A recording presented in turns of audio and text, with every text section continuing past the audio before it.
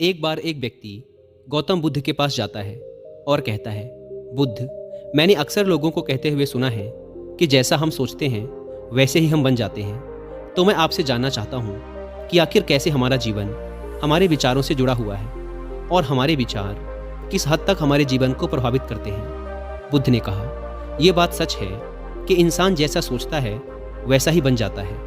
हम जिस भी विचार को अपने मन में लंबे समय तक रखते हैं और उसके बारे में बार बार सोचते रहते हैं, हम वैसे ही बनते चले जाते हैं। लोग अपने आप को उन विचारों से बनाते हैं जिनके बारे में वो लगातार मन में सोचते रहते हैं। इंसान का चरित्र भी उसके विचार ही बनाते हैं। अगर विचार अच्छे हैं तो चरित्र भी पवित्र होगा, और अगर विचार ही दूषित हैं तो चरित्र भी बुरा ही बनेगा। अगर तुम ध्यान से देखो तो पाओगे कि तुम्हारे जीवन का हर पहलू तुम्हारे किसी न किसी विचार से जुड़ा हुआ है। तुम आज जो भी हो अपने विचारों की वजह से ही हो। तुम्हारे विचार अच्छे हों या बुरे, ये तुम्हारे जीवन को किसी न किसी रूप में या तो अच्छा बना रहे हैं या बुरा। हम जैसी सोच रखते हैं हमारा चरित्र भी वैसा ही बन जाता है। जिस प्रकार बिना स्वस्थ बीज के कोई पेड़ नहीं उग सकता, उसी प्रकार अच्छे विचारों और अच्छे चरित्र के बिना कोई इंसान सफल नहीं बन सकता। और अगर उसके विचार नकारात्मक हैं तो वो अपने जीवन को गलत दिशा की ओर मोड़ देगा। इसी प्रकार हम अपने जीवन में अपने विचारों और कर्मों के माध्यम से बहुत से बीज बोते हैं, और उस बीज का फल या तो हमें दुख दे सकता है या सुख। अगर हमने सकारात्मक विचारों के बीज बोए थे तो हमें सफलता और खुशी मिलेगी, लेकिन अगर बोए गए बीज नकारात्मक विचारों के थे तो असफलता और दुख ही हाथ लगेगा। तुम जिन लोगों को सफल और महान समझते हो वो लोग यहाँ तक ऐसे ही नहीं पहुँचे। उन्होंने अपने विचारों पर नियंत्रण रखकर अपने चरित्र को ऐसा गठित किया था, और इसी चरित्र के बल पर ही वो महानता की इस ऊंचाई को छू पाए। तो असल में तुम्हारे अंदर जैसे विचार हैं तुम बाहर भी वैसे ही रहोगे। अगर तुम्हारे अंदर दूसरों के लिए गुस्सा है, जलन है, नफरत है, तो तुम्हें बाहर भी वही मिलेगा। तुम्हें ऐसे ही लोग मिलेंगे जो तुम्हारे साथ यही करेंगे। लेकिन अगर तुम्हारे अंदर प्रेम है, शांति है, करुणा है, तो तुम वैसे ही बनते चले जाओगे और तुम्हें बाहर भी यही सब मिलेगा। और ऐसे विचार रखने वाले लोगों को सम्मान और प्रेम दोनों मिलता है। असल में इंसान खुद ही अपने जीवन का निर्माता है। वो इसे बना भी सकता है और बिगाड़ भी सकता है। इंसान अपने कर्मों और विचार के द्वारा ही अपने चरित्र को बनाता है, अपने समाज को बनाता है, अपनी किस्मत को बनाता है।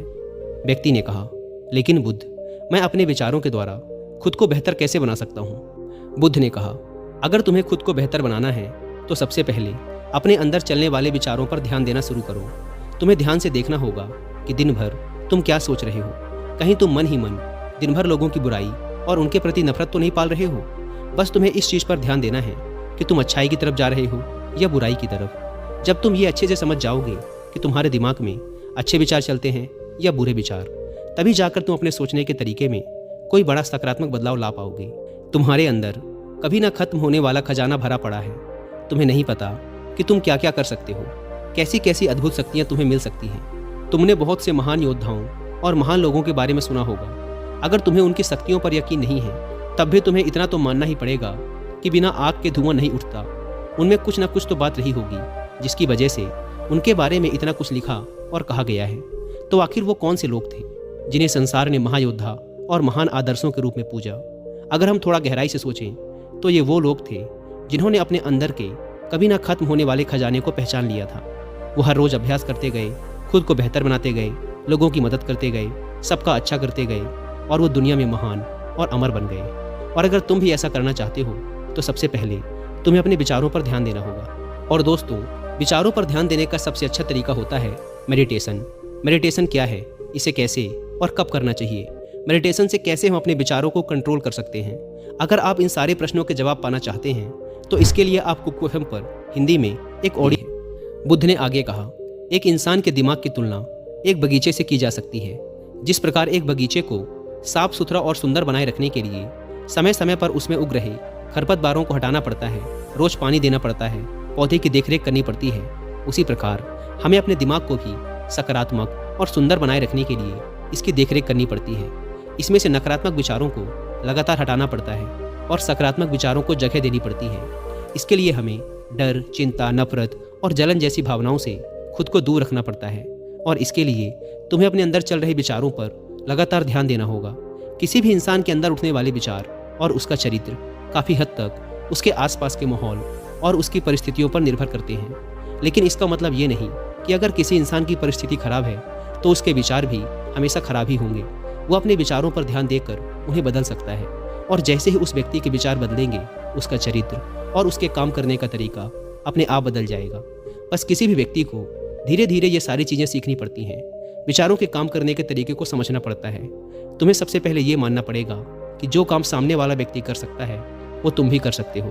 बस तुम्हें इसके लिए बार बार अभ्यास करने की ज़रूरत है, नई चीज़ें सीखने की ज़रूरत है। जैसे जैसे तुम्हारी सोच बदलेगी, तुम्हारी परिस्थितियाँ भी बदलती चली जाएंगी। जो भी विचार तुम बीज के रूप में अपने मन मस्तिष्क में डालते चले जाओगे, वो धीरे धीरे तुम्हारे चरित्र में, तुम्हारे कामों में दिखना शुरू हो जाएगा।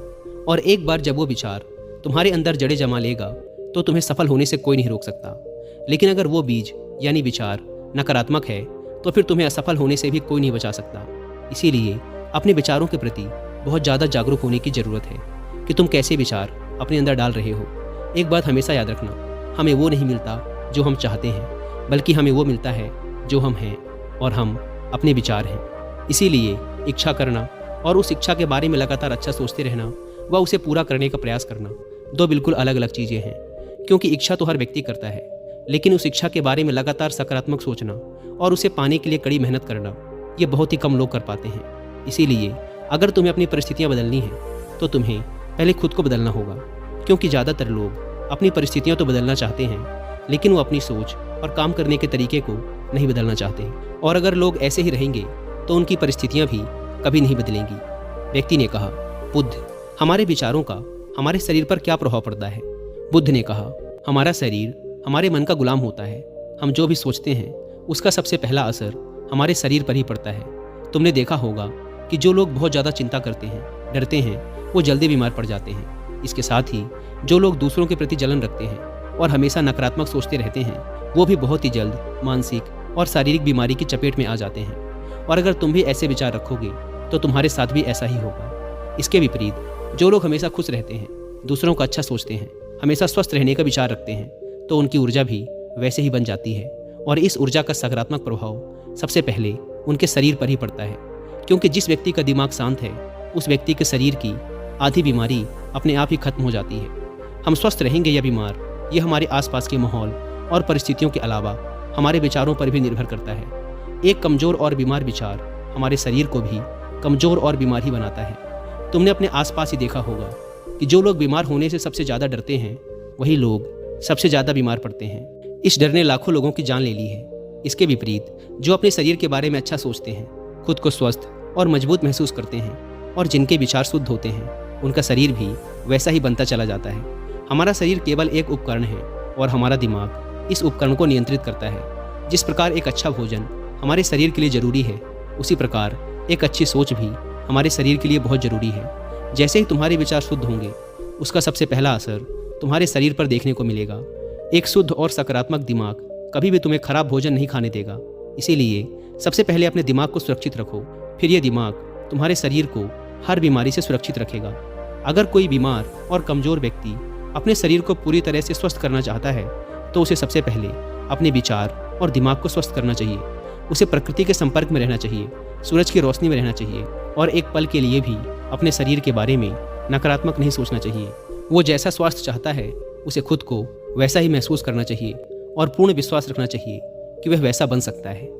व्यक्ति ने कहा, बुद्ध, अब आप मुझे ये बताइए कि हमारे विचार हमारे लक्ष्य को कैसे प्रभावित करते हैं? बुद्ध ने कहा, जब तक तुम्हारा लक्ष्य तुम्हारे विचारों से नहीं जुड़ेगा, तब तक तुम्हें सफलता नहीं मिल सकती। कहने का अर्थ ये है कि सोचने को तो तुम हर रोज एक नई चीज़ सोच सकते हो कि आज मुझे ये बनना है, कल मुझे ये बनना है, या बाद में कुछ और बनना है। लेकिन जब तक तुम अपना एक लक्ष्य निर्धारित नहीं करोगे, तब तक तुम कोई बड़ा काम नहीं कर सकते। क्योंकि नियम ये है कि जिस भी काम को हम बार बार करते हैं, उसी काम में हम कुछ अद्भुत सफलता हासिल कर सकते हैं। और अगर तुम हर दिन अपना लक्ष्य बदलते रहोगे, तो तुम कहीं भी नहीं पहुंचने वाले। इसीलिए तुम्हारी ज़िंदगी का एक निश्चित लक्ष्य होना चाहिए, और तुम्हें पूरी मेहनत और लगन के साथ उस लक्ष्य को पूरा करने का प्रयास भी करना चाहिए। और इसके लिए तुम्हें अपने सारे विचारों को अपने लक्ष्य के प्रति एकाग्रचित करना होगा, वरना तुम्हारे विचार बिखर जाएंगे। और हो सकता है कि जब तुम एक बार असफल हो जाओ या शुरुआत में तुम्हें कोई सफलता ना मिले, तो तुम्हारा मन दूसरों को देखकर सोचने लगे कि ये काम आसान है। जब ये इस काम में सफल हो सकता है, तो मैं भी सफल होकर अच्छा धन और नाम कमा सकता हूँ। और हो सकता है कि इस काम में भी असफल होकर तुम दूसरी तरफ भाग जाओ और ऐसा करते करते तुम बहुत से काम कर लो, लेकिन शायद तुम एक भी चीज़ में सफल नहीं हो पाओ। इसीलिए सबसे पहले तुम्हें कोई एक चीज़ तो निश्चित करनी ही पड़ेगी, तभी जाकर तुम्हारे विचार एक काम की तरफ केंद्रित हो पाएंगे। अब तुम्हारा वो लक्ष्य कुछ भी हो सकता है, चाहे मानसिक शांति प्राप्त करना हो या अमीर बनना, लेकिन याद रखो लक्ष्य ही वो चीज़ है जो तुम्हारे विचारों को एक दिशा में केंद्रित रख सकता है। अगर तुम अपने लक्ष्य को हासिल करने में बार बार असफल हो रहे हो तो इसका मतलब ये नहीं कि तुम उसे हासिल नहीं कर सकते, बल्कि इसका मतलब ये है कि तुम्हारा अपने लक्ष्य को हासिल करने का तरीका गलत है। तो तुम्हें अपने लक्ष्य को नहीं बल्कि अपनी सोच और अपने काम करने के तरीके को बदलना है। अगर तुम ऐसा करते हो तो तुम धीरे धीरे सीख कर अपने लक्ष्य तक पहुंच जाओगे। कभी भी असफलता से डरना मत। अगर तुम्हें कुछ बड़ा हासिल करना है तो तुम्हें अंदर से बहुत मजबूत बनना पड़ेगा, क्योंकि चाहे तुम कुछ भी करो, लोग अक्सर तुम्हें अपनी बातों से कमज़ोर और हताश करने की कोशिश करेंगे। तो अगर तुम डर गए फिर तुम अपने किसी भी लक्ष्य में सफलता हासिल नहीं कर पाओगे, क्योंकि डर तुम्हारी हर आशा, हर उम्मीद को खत्म कर देता है और तुम्हारे हर विचार सिर्फ तुम्हारे डर तक ही सिमट कर रह जाएंगे। और डर डर कर तुम अंततः खुद को शारीरिक और मानसिक रूप से बीमार कर लोगे। फिर जाकर तुम्हें समझ आएगा कि तुम अपने इस झूठे डर के एहसास में कितनी बड़ी गलती कर चुके हो, और फिर तुम्हारे लिए उस हालात से खुद को बाहर निकाल पाना बहुत ही मुश्किल होगा। इसीलिए सबसे पहले एक लक्ष्य बनाओ ताकि तुम्हारे विचार उसकी तरफ एकाग्र हो सकें। उसके बाद बार बार असफल होने पर भी डरो मत, क्योंकि ये लक्ष्य की प्राप्ति का एक हिस्सा ही है। और पूर्ण भरोसा रखो कि तुम सफल जरूर होगे और एक दिन तुम हो भी जाओगे। व्यक्ति ने कहा, बुद्ध, विचार और मन की शांति का क्या संबंध है?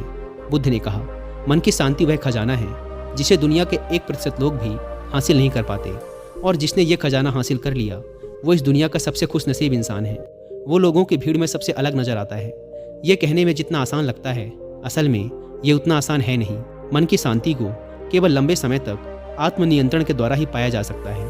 जब कोई व्यक्ति खुद को और दुनिया को समझ लेता है, मोह और प्रेम के बीच के अंतर को समझ जाता है, उसके अंदर से नफरत, डर और जलन जैसी भावनाएं खत्म हो जाती हैं, तब जाकर एक व्यक्ति सच्ची मन की शांति को पा सकता है। और यही हर इंसान का अंतिम लक्ष्य भी है। एक अंदर से शांत व्यक्ति बुरी से बुरी परिस्थिति में भी खुद को नियंत्रित रख सकता है। जितनी मानसिक शक्ति एक शांत इंसान के पास होती है, उतनी और किसी के पास नहीं होती।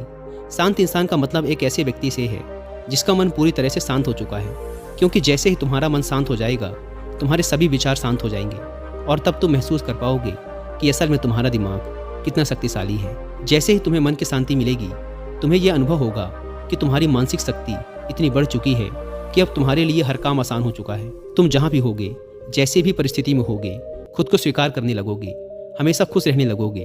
और अगर तुम्हें इस स्थिति को पाना है तो इसकी शुरुआत भी तुम्हें अपने विचारों से ही करनी पड़ेगी, अपने विचारों को नियंत्रित करके। और अपने विचारों पर यह नियंत्रण